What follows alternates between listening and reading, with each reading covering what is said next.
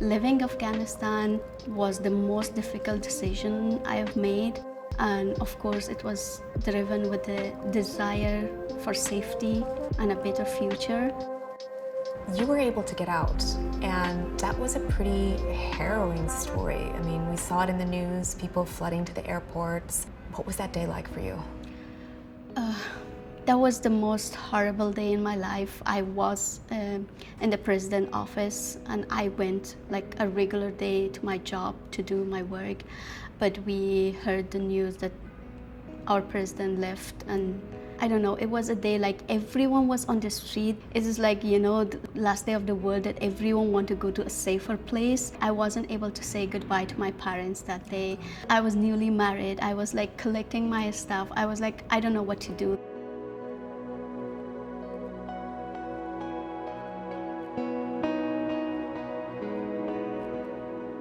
Was there a moment where you had to make the decision of, do I see my family one more time, or do I just get up and go?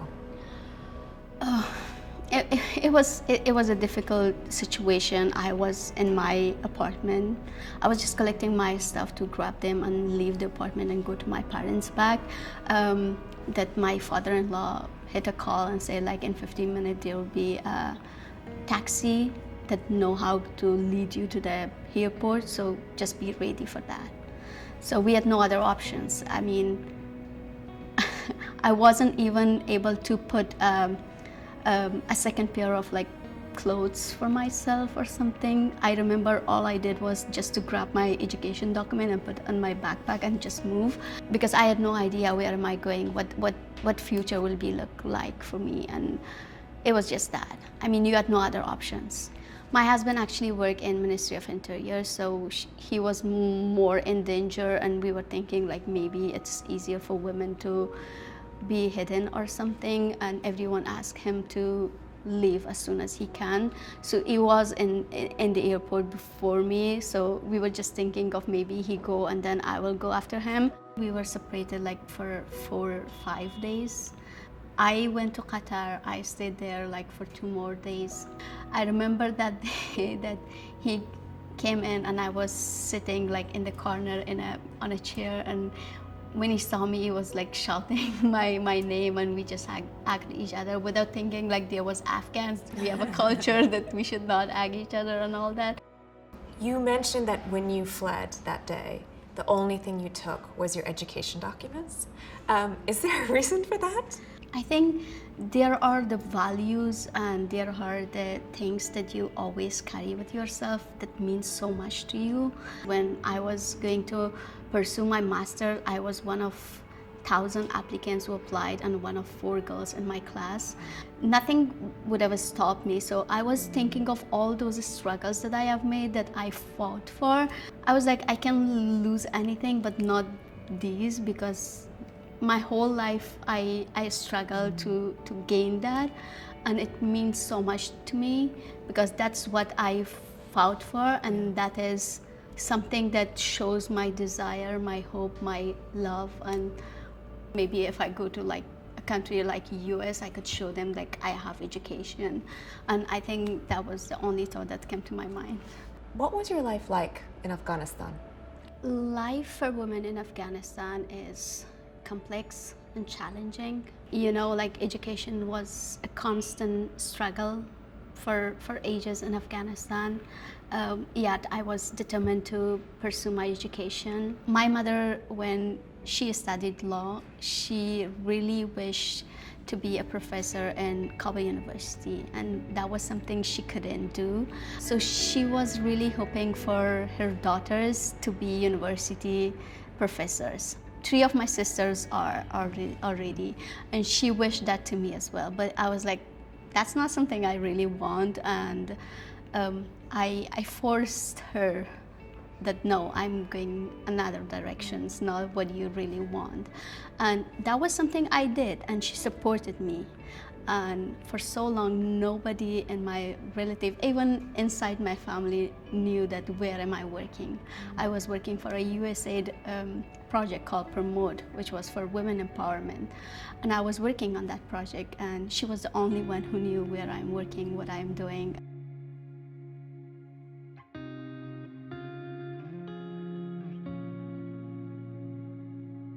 I really think education is something that not only imparts knowledge but also builds confidence and independence within us.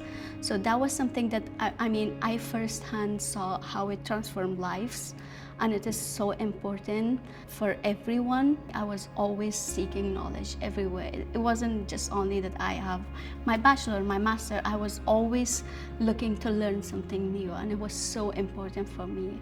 I'm building my career as a woman. I don't want it to people to define which career or which job is good for me and which is not. I was always thinking it is me who will define a job. It is me who will tell people how to treat me. If I'm not doing something wrong and I am not harming other people, that's the right path. And I was always focused on that, and nothing would have stopped me from doing what I really want to do. When we think about girls' education, how does that make you feel, having been in Afghanistan in a time where there was at least more space for girls to have education, and now it's completely closed down?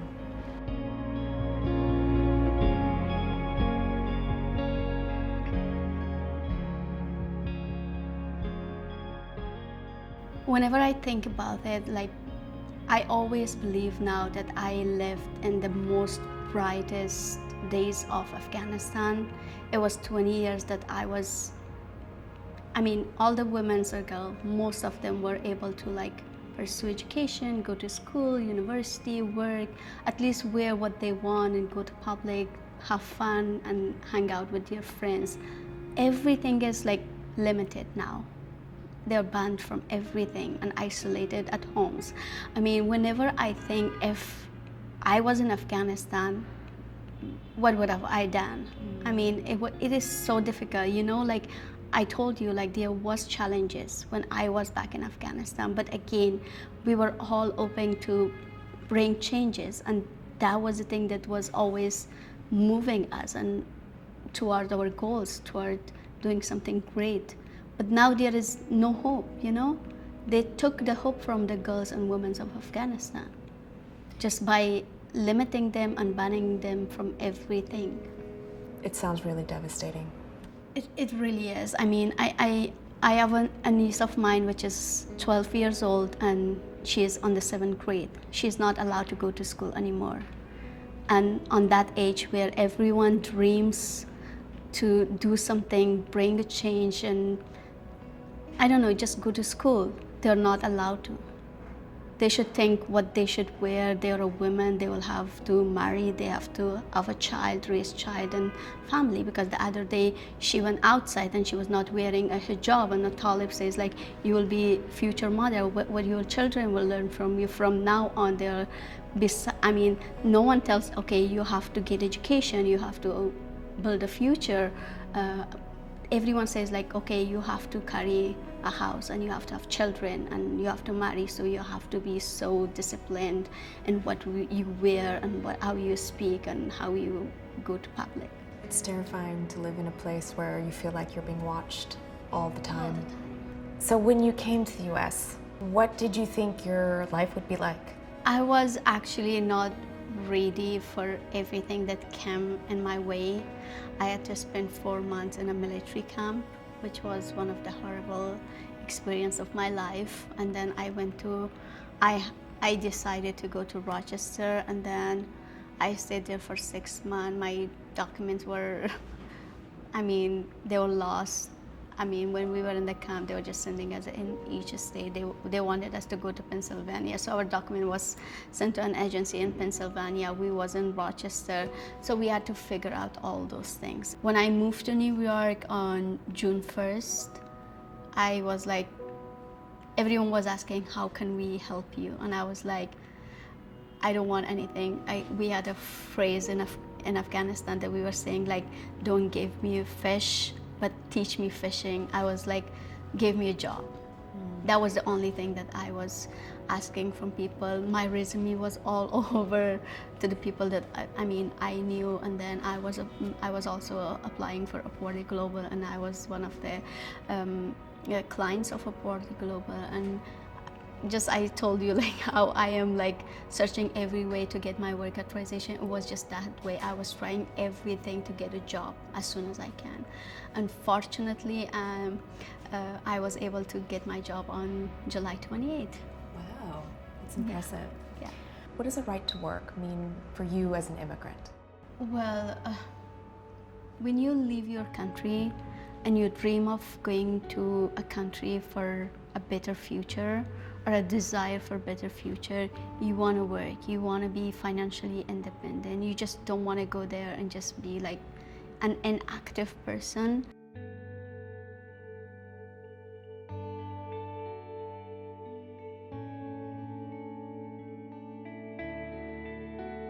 For me, it is to be like, I always proudly saying that I am actively participating in the economy of the United States. And that is something that we aimed for. We just didn't come here because we are not like economic immigrants. We were forced to leave our country for safety.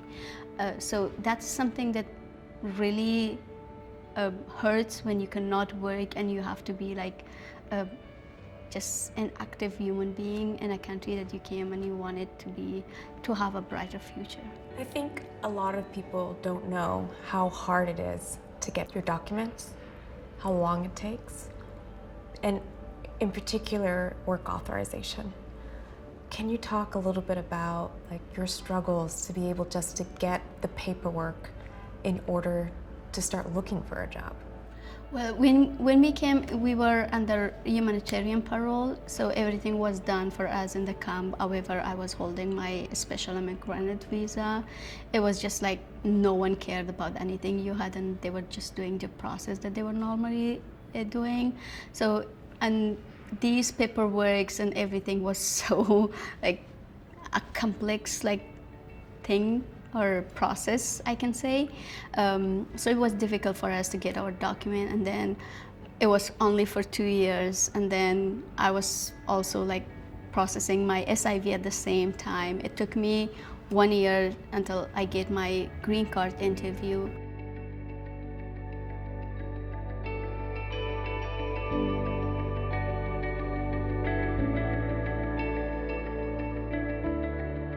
So for now, I don't have my work authorization, I don't have my green card, but it's so frustrating, and you know, like it's sometimes I'm just sitting at home and I'm like, okay, I have no control on things.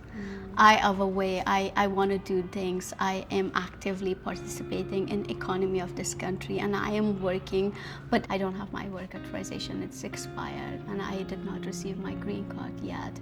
And these are the struggles that hits me back. It is just something that I have no control and power on it, besides sitting and praying for it to come and let you live your life. Well, it sounds like you're applying for work authorization under 3 different visa categories that you are eligible for all, and regardless, you don't have that work authorization, you don't know when you'll get that work authorization, and it means you had to leave your job. So, as a woman, what does it mean to you to have the right to work? Well, the challenges that I face in Afghanistan, it highlighted me the power of empowering women, how it transforms life if you are working, acquiring new skills, getting employment, and how it shapes your dignity in your own life and in society and community. So who are you now that you're in the United States? Well, I think now I am an Afghan woman, a refugee who left Afghanistan for the desire of safety and better future, who is still struggling and trying to make a better future for herself, for her family, and for a new community.